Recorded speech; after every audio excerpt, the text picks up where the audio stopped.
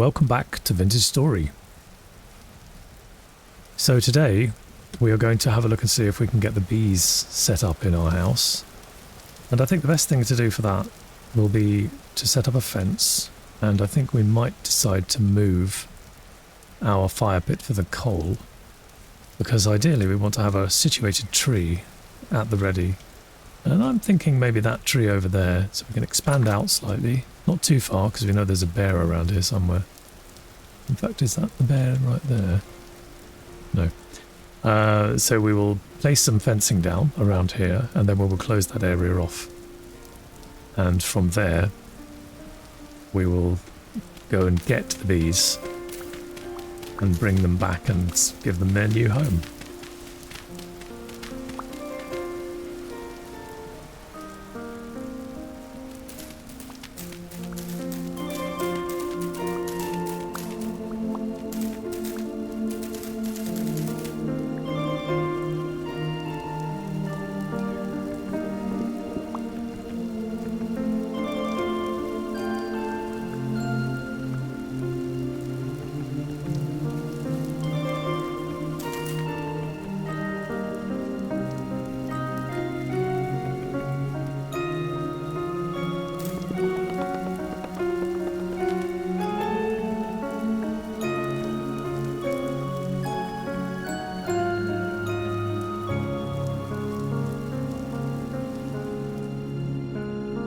So just like the other place, the next thing we're going to do is to place down randomly some flowers to create a nice environment.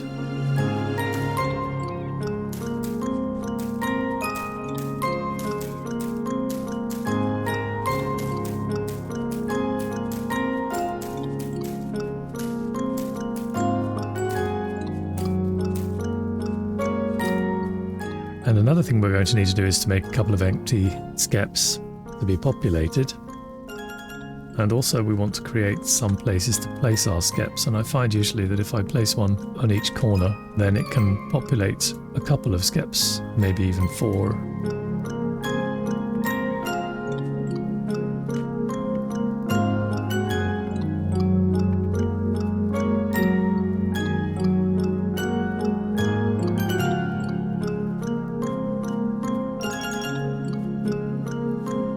So that's looking pretty good for now. It looks secure enough. We will probably put the main hive just in here somewhere or something similar.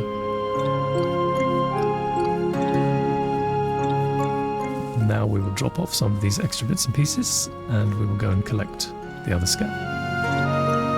So now we're going to place a skep down nearby to where we will be placing our populated skep. Oops. Always a bit of an art. There we go. And so that's black now, but when it's populated it'll turn yellow when there's honey inside. It'll tell you as well when it's populated.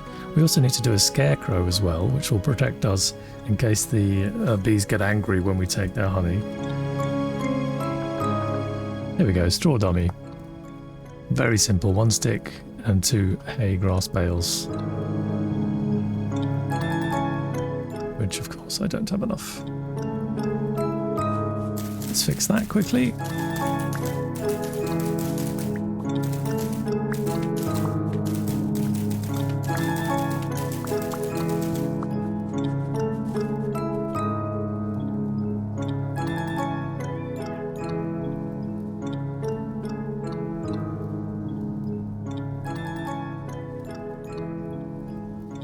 And there we go. Straw dummy, and this basically just allows us a small chance of escaping without being attacked by the bees. And I find the simplest thing to do is to place it nearest to your exit that you're going to go from, and then they can all hopefully hone in on it. So there it is. Adorable, yes, not. Right. So now we have an additional skep that we're going to take to our location, and before we do, we need to place one of our baskets down so we can pick up the populated skep. And in order to do this, I have to hold the control key down, and then I can select the basket, and I can place the basket down on the floor, and that's now an empty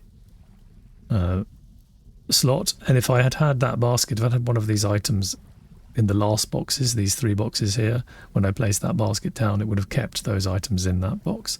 So I have to be rather careful not to do that. Okay, and so now we will go and collect our bees, hopefully, if they're ready for us.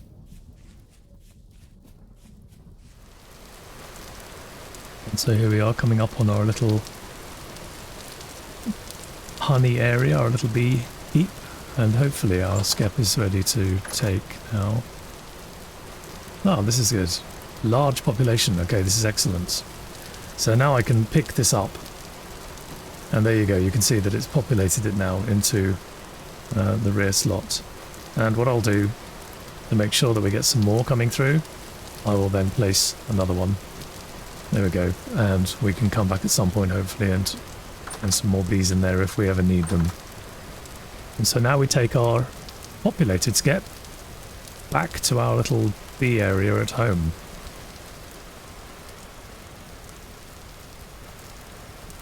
We'll grab some more flowers on the way, I think.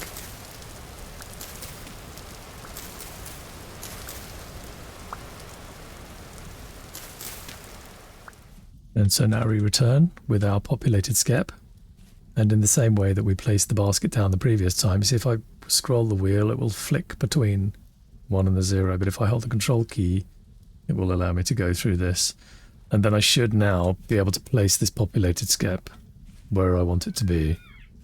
And I mean, that seems like a good place to me here. Let's see if it'll work. There we go.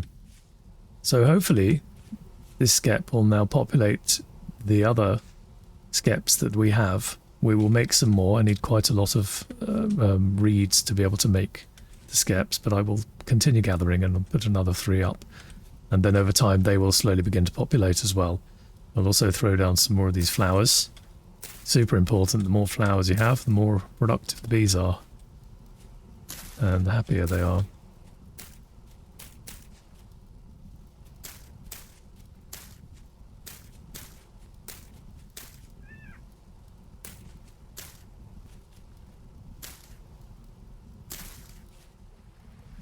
And now that we've placed our skep down, we can come back and simply pick up our basket, and we now have our inventory full again.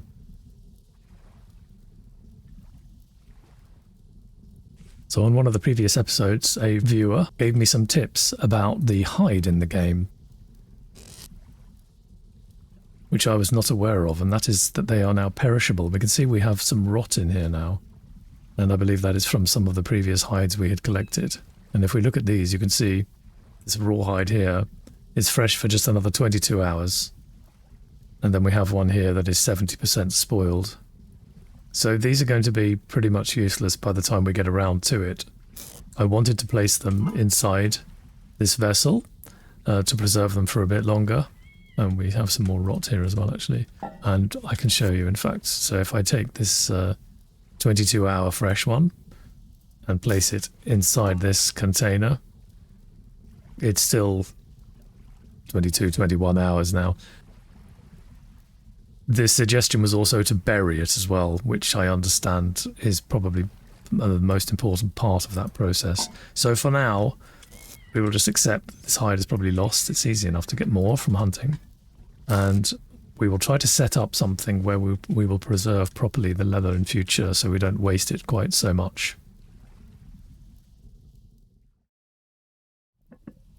And so another piece of advice I was given was to pick up the bones, which of course is left behind when we do any type of hunting. And we can then grind the bones down into bone meal. And that bone meal can then be used for fertilizer. I'm not sure if it can also be used for other things, but this will be very, very useful for bringing our soil back up to standard. So thank you very much for that advice.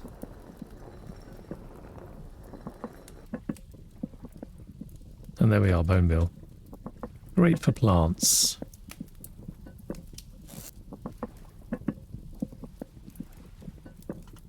And I think, well, I'm not sure if the rot can be used in any form, but we'll put the bone meal in there for now. We can have a quick look to see if there's anything said about the rot.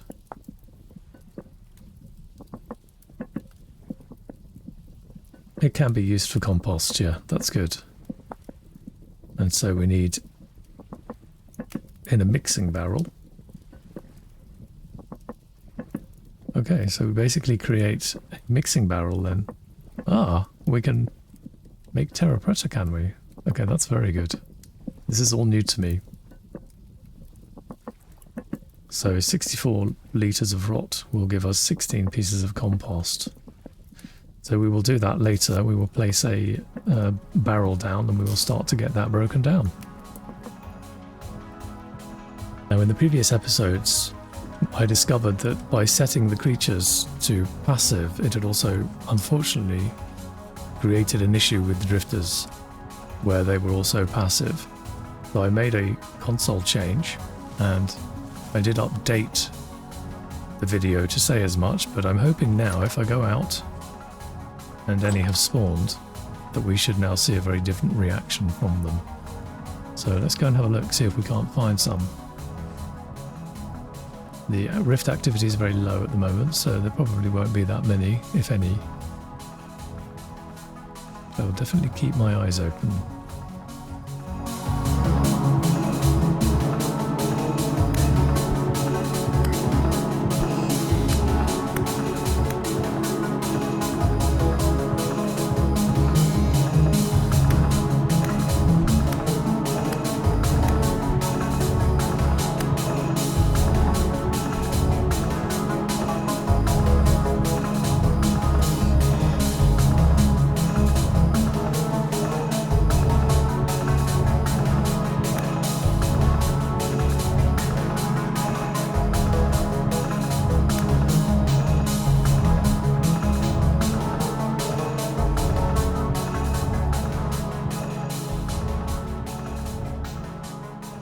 So returning back to our little bee's nest that we had here, we can see here we have a population size is pretty poor in here, but there's a lot of flowers nearby. This was our original. But if we now go to the other one that we placed down, we can see here that this has got a large population in it now, 65 flowers as well. And so we will continue to put more up, and eventually we will get some honey and some wax to remove from there. So I've now created another 3 skeps that we can place.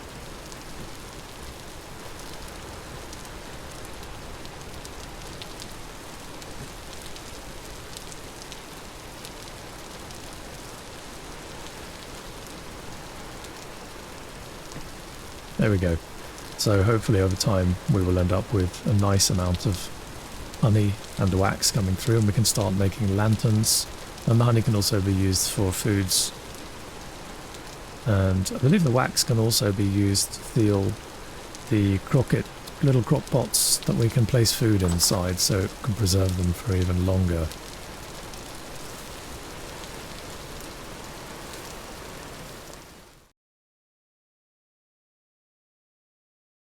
And so when we marked up the copper on the map previously, near to where the wolves are, we now have a little copper seam. And this looks like it's going to give us a nice little haul.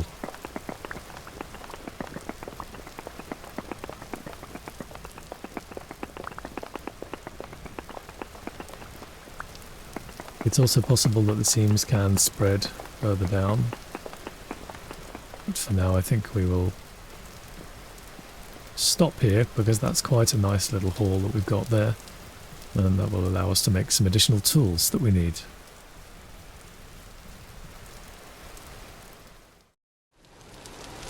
And so again, we're going to take our hammer, our nuggets, and yeah, that's a pretty good haul for what we need. I think we had a little left over here, yes we did, and we had some cassiterite, or, you know, whatever. So we have some coal set in here. Let's see what we can do with this. We'll plant all of the copper for now, and then we will add, hopefully we can round up to a nice even 100. 500. That's not bad, that'll give us 5 tools. And we still have some tin left over, which is nice. So we will light that.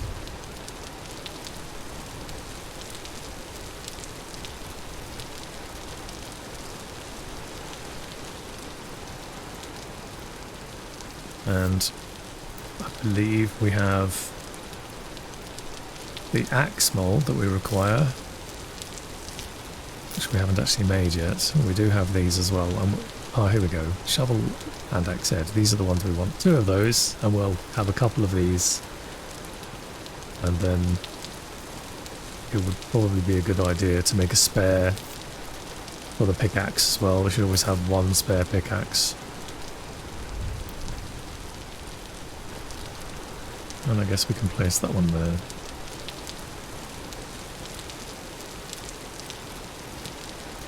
There we go, 900 degrees.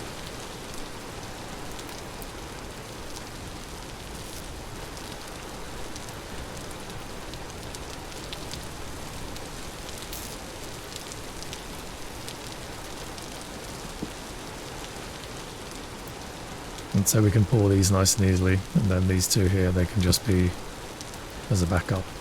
I will place these slightly out of the way, I think. Then hopefully won't burn myself when walking near them. So we will require our tongs again.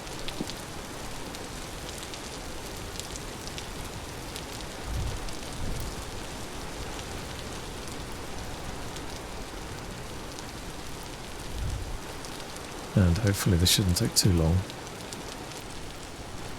And so here we are with our nice little crucible, which should be able to hold this now. Okay, excellent.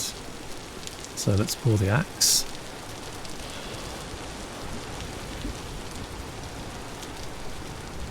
Now the shovel.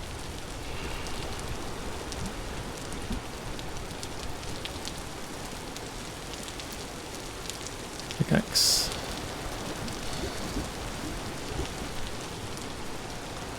And then we should have a couple of spare ingots here that we can utilise. I think at some point we will also make the dagger. And there we go. So we have more bronze for us to use. And more pools cooling down. Exactly what we need. And so now we can place the tongs back.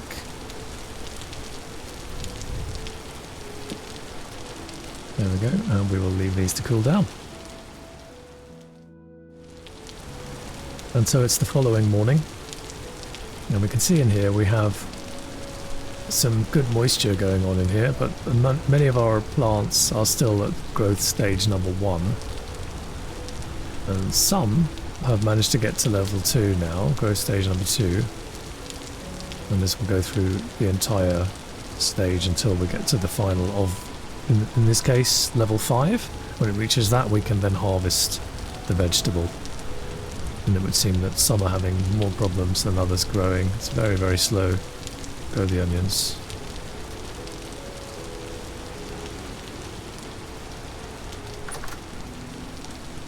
We should also have some cool to the touch tools here now. Yes, excellent. We have our axe, our shovel, and our spare pickaxe head. And again, thanks to a viewer, we were advised that we can use bone as a handle on some of these tools, which adds a bit of flair. So let's give that a go, shall we?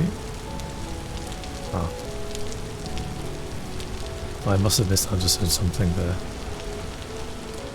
Let's try maybe something else. No. Okay, well I will look deeper into that one, try and figure that one out. And for now we will just use wood. So we have an axe now finally, which is really good. That will be much faster at cutting things down, and the shovel as well. It'll be a lot faster than our flint shovel, but we will place these up just as an emergency backup. In case we run out, we can put them onto a tool rack. And I do believe we have a spare tool rack right here.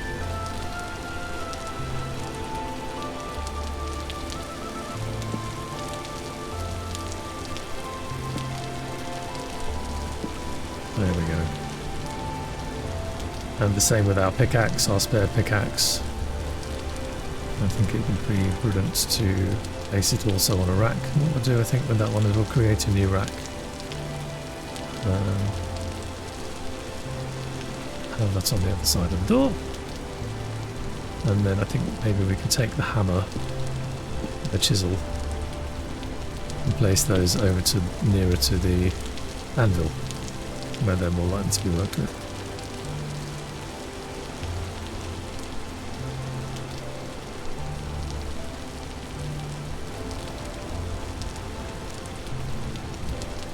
I think this is the perfect opportunity to end the episode here.